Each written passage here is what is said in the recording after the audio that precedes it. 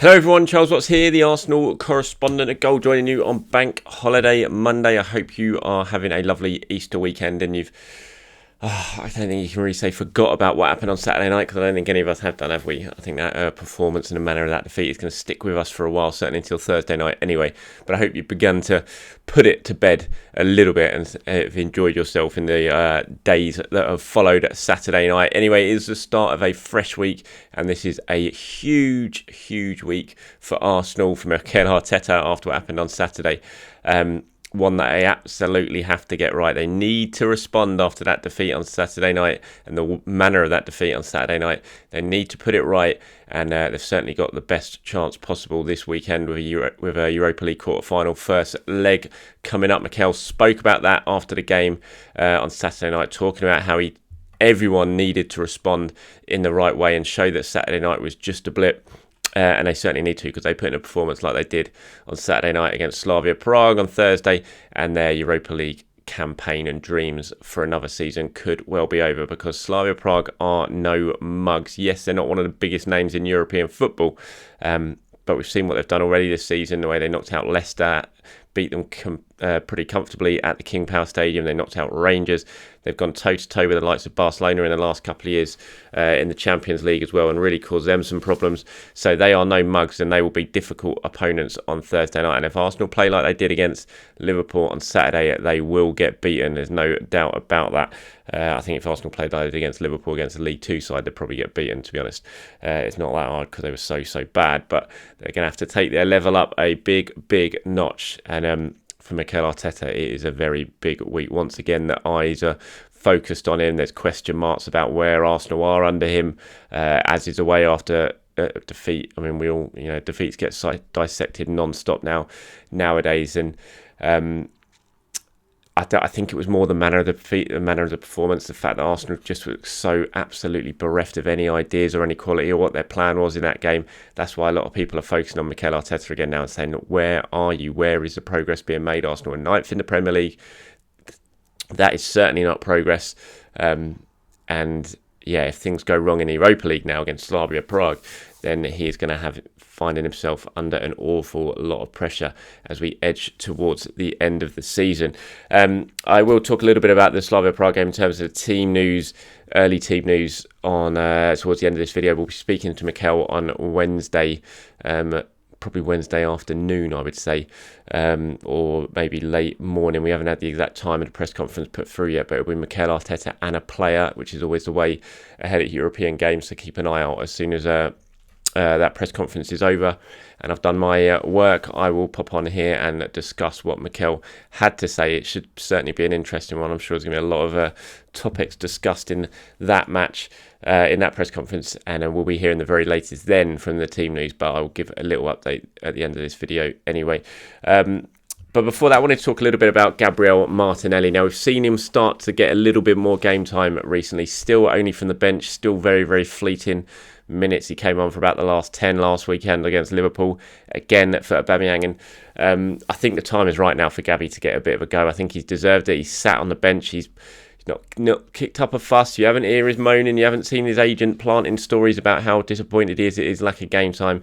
But I think we've got to give Gabriel Martinelli a bit of an opportunity over the coming weeks now. Certainly, if you're going to be playing Aubameyang on the left-hand side, which just I don't understand. And I'm quite a supporter of Mikel Arteta. I still think that he can do some pretty good things at Arsenal, given the time and given the backing that he needs in the summer. But I don't understand his decision to go back to playing Pierre-Emerick Aubameyang on the left. I thought he'd moved away from that and sort of settled on, look, he's either playing as a central striker or he's not going to play. So you either rotate Laka and Auba, and then you have someone else playing on the left, but don't play Auba on the left. It just doesn't really work. It's not worked all season. Yes, it did last year. Arsenal had success out of it, but it hasn't worked this season. And to continue doing it, I just don't really understand it. And then to go back to it when you seemingly had moved away from it again, and then you see the results, awful against West Ham, Aubameyang absolutely awful against Liverpool as well. And it's not really his fault. I know he's getting a lot of grief, but he spent a game against Liverpool tracking Andy Robertson. It was almost playing as a right wing back role, a left wing back role, and that's not what Trent, not Robertson, Trent Alexander-Arnold, and that's just not what he is. He's a forward. He's not a left back, and he was almost playing in that position at times at the weekend. So I'm not going to really sit here and absolutely destroy Auba for his performance. He's just not playing in the right position. Certainly to get the best out of him. I mean, you look at Liverpool's defence, how high those centre-backs were. They're not exactly the quickest. Surely, if you're going to play Aubameyang, you play him up front. You don't play him on the left. So I thought that was a really strange move by Mikel Arteta, and especially when you got someone like Gabriel Martinelli sitting on the bench. Because I think as soon as you saw Gabby come on, at least he brings a lot more energy down that side. I mean, Aubameyang, he looks a little bit disinterested. There's no denying that. His body language isn't great. You've seen the last couple of times he's been substituted, how annoyed he's looked as he's walked off the pitch. He's clearly not enjoying his football that much at the moment. There's quite a few things going on with Aubrey. He's had a tough few months, and now he's finding himself back playing out on the left-hand side, feeding on scraps. So I think when you've got a player like Gabby who's sat there and he's waited patiently for his opportunity when he can play in that role, he can also play as a central striker, obviously. I just feel like you've got to give him a chance. You've got to throw him out there and give him some minutes. If not, what's the point of having him in the squad? And he's a very talented player. Arsenal say they absolutely believe in him. All the word we get from Arsenal at the moment is that, look, don't worry about Gabby. He is part of our plans. He's going to be. He's a long-term part of this club. It's not that he's fallen out with Arteta or anything like that. But if that's the case, and there's no reason for us not to believe that, then play him, give him some minutes, give him more than just 10 minutes here or there off the substitutes bench. I mean, he's earned it. He's been very, very patient. Give him an opportunity. So I would absolutely, if say Smith Rowe isn't fit at the weekend on Thursday night, play Gabby, give him a chance, play him on the left hand side if you're going to do that, and leave Aubameyang on a bench, or play Aubameyang as a central striker. Don't play Aubameyang on the left. It just feels like Gabby has earned his chance now, and his chance should be coming this Thursday night for me. He's a talent, we know that. He can score goals, he causes teams problems, he's fantastic in the press. And he just needs minutes. What's the point of sitting him on the bench all the time? And he's only going to get absolutely disheartened. And it just makes sense to me. It feels like this is a chance for Gabriel Martinelli now to be given some time to express himself and to show that he can do what Aubameyang hasn't done recently, and that is make a big impact down that left-hand side. Just touching on Aubameyang a little bit more. And kind of what I've just thrown back, what I just said a minute ago, he's been getting an awful lot of grief. I mean, I looked through some of the websites this morning before I came on and did this video, and there's so many people criticising him, pundits, fans, for his performances. And I do understand that. He's clearly not been good enough the last couple of games. But then we do have to take into account where he's playing, and I just don't feel you're getting the best out of him. It's a strange one from Mikel, and, as I said, I'm quite a big supporter of Mikel Arteta, and I do think Arsenal can get to a good place under him, provided he gets the backing that he needs in the summer and things like that. But he has made some strange decisions recently that I don't really understand. Even Callum Chambers on Saturday night, and I know Callum played very, very well against West Ham, and on one hand you think you've got to reward a good performance by keeping him in the team, but Callum Chambers isn't a right back for me. He's not got the pace to be a right back.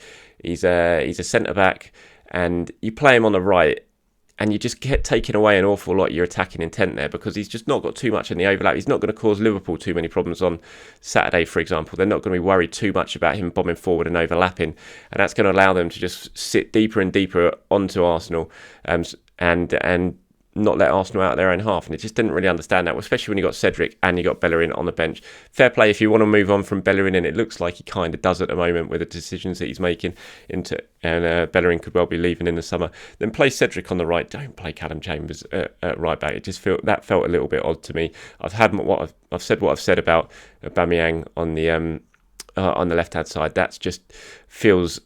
It just feels counterproductive to me. It feels like we'd moved away from that particular experiment. It clearly hadn't been working. It hadn't been getting the best out of Aubameyang. You move you back to the central striker role. He starts to score goals again, and then suddenly you're playing out on the left. I don't know, Alexander Lacazette played well against West Ham, so I'm not having a go at Laka starting the game against Liverpool. It's fair enough. But if Laka's going to start, then leave Aubameyang on the bench. Don't just squeeze him into the team on the left-hand side again and go back to that scenario. It didn't work earlier on in the season. That's when the results started to get really, really poor, and we saw the sort of type of performances that we saw on Saturday night, especially when Smith Rowe and Saka weren't in the team. I just thought it was quite an odd decision from Mikel Arteta looking at when it came to Pierre-Emerick Aubameyang at the weekend. Okay, so big news out of Arsenal injury-wise. We still haven't heard about Kieran Tierney yet. Arsenal keeping pretty tight-lipped on the extent of Tierney's issue at the moment with that knee injury picked up against Liverpool. We have heard about David Luiz. He has undergone an operation, and whether he plays again this season, whether again he plays for Arsenal, remains to be seen. This is what Arsenal had to say in a statement. They said David Luiz underwent a small procedure on his right knee on Sunday morning. The procedure has been a success, and David is now back at home rehabilitating. He'll be able to return to daily support and recovery with our medical team at the training centre in the coming days. David is expected to be back to full fitness and available for selection in the upcoming weeks. Now, we've got about 6 weeks left of the season now at Arsenal, so they don't put a time frame on it. They just say upcoming weeks. You think if he's back training and available again in 3 or 4 weeks, maybe there's a few games left of the season, depending on if Arsenal have progressed in the Europa League or not. So certainly you would say that David Luiz's season is certainly in doubt now, and then when you think that his contract is up at the end of this season, then his Arsenal future is in doubt now. Will he play again in the red and white? Will he get a new contract at Arsenal? I think that's one certainly is going to be decided in the summer. Mikel Arteta has spoken about that plenty of times. At the moment, it's not something Arsenal are going to sit down with David Luiz and discuss now, or any of their players like Lacazette. Now its contract situations are on hold until the end of the season. But you do wonder about David Luiz. I've said it before. I think Mikel probably wouldn't mind keeping him for another year. I think his performances have been pretty decent. I know he gets a lot of grief. I actually don't think he's been that bad a signing for £8 million over a couple of years. I'm not sure Arsenal would have won the FA Cup without David Luiz last season, given his performances, certainly in the semi-final and the final. I thought he's done pretty well this season as well. At times, yes, there's been some errors that have led to goals. I can't skirt over those. We've seen them plenty of times. But on the whole, I think he's been a decent enough option for Arsenal. Certainly for £8 million. They obviously paid a lot of money for him in wages. But I'm not sure about giving him a new deal. I can't see Luiz would want a one-year deal. Still think he thinks he's got plenty of time left in football. There'll be clubs around Europe, potentially someone like Benfica, where he's never hidden his desire to go back to, who might be offering him 2-year contracts. I don't think Arsenal would offer him a 2-year deal. I think they might offer him 1-year deal, and I think Luiz would probably look at his career and look at stability for his family and that sort of thing, and potentially look for a longer-term deal somewhere else. So I wouldn't be surprised if we've seen the last of Luiz in an Arsenal shirt, but we'll wait and see. You never know. He might be back in a couple of weeks. The wonders of medical science nowadays, and he might still have a big part to play. And if he does, then you'd expect he would have a big part to play, because he was certainly he was a nailed-on starter pretty much in the centre-back positions now. He's certainly forced his way back into Mikel Arteta's thinking. So Arteta will certainly be disappointed with the news about David Luiz. There's no doubt about that. We'll have to just wait and see now if he does play for Arsenal again. Right, let's talk about Matteo Guendouzi. He's having a good time of it now in Germany. He was stuttering a little bit. It looked like it was going to be a pretty unsuccessful loan spell at Hertha Berlin, but he's forced his way back into the side now and is playing pretty well. I think he won a penalty at the weekend. Seems to be making an impact. Scored for France under 21s as well during the recent international break. He's coming from some praise from the sporting director at Hertha, which is Arne Frederick. He says, when you talk about Guendouzi and see his skills, you realise that he's a great player. This is while he was speaking to The Guardian. He continued, I've also read that he had problems at Arsenal, but he behaves very well here. He puts himself on the field. He's a great professional. Guendouzi's situation confirms that we must always understand how to help the players. With a talent like him, he is worth it. I'm not sure if that's a little dig there, but potentially how he's been managed at Arsenal. I'm not sure. Maybe I'm reading a little bit too much into that. But yeah, Guendouzi's situation is certainly going to be an interesting one during the summer. Can Arsenal and Arteta build a bridge with Matteo Guendouzi? Do they want to? He's only got a year left on his contract. That is going to certainly complicate the situation. Would Guendouzi want to stay and sign a new contract and play under Mikel Arteta, given what has gone on? And I think if he doesn't want to sign a new contract, then there's no way Arsenal are going to keep him, because they'll lose him on a free transfer in a year's time. So that will force their hand in terms of whether they want to sell. I still, and I've said it a fair few times on that, I would predict that Arsenal are probably going to try and do all they can to sell Matteo Guendouzi in the summer. They'll actually be quite happy that his performances have gone up a little level as we got towards the end of the season, because that will help with the price tag they might be able to command. I know plenty of you at the moment are saying, we should get him back and keep him. I just wonder if that situation has gone a little bit too far down the road now for Arsenal to pull it back and for Guendouzi to stay and sign a new contract, because I think when we talk about Guendouzi, that contract is the key thing. He's only got a year left. So what do? You can't keep him just for another year and then let him go on a free. I think you've got to look to sell him on and potentially get a decent sell-on fee included in that contract as well for someone so young, who clearly is a very, very talented player.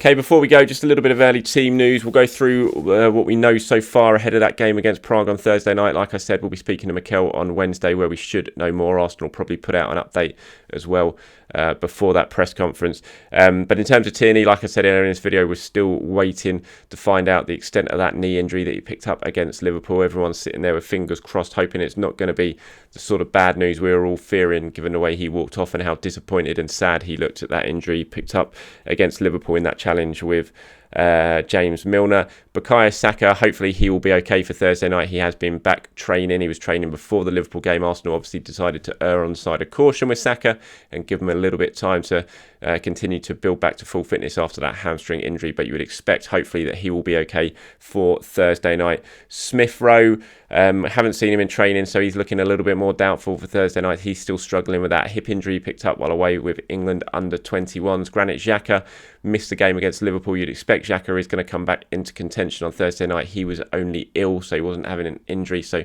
unless he's got a real particularly bad illness, which obviously touch wood, we hope he hasn't, then if it was just a flu or a cold or something like that, then you would expect Granit Xhaka will be okay, and that'll be very, very important because I think we all saw how much Arsenal miss Granit Xhaka. And then obviously David Luiz, he will be out on Thursday night with that knee injury that he has now undergone operation to fix. Right, everyone, that's about it from me. Thank you for watching today's videos. Please do, wherever you're watching this, enjoy your bank holiday Monday around the world. I hope you have had a very good Easter for those who have been celebrating it, and I shall speak to you very, very soon. Have a good day, everyone.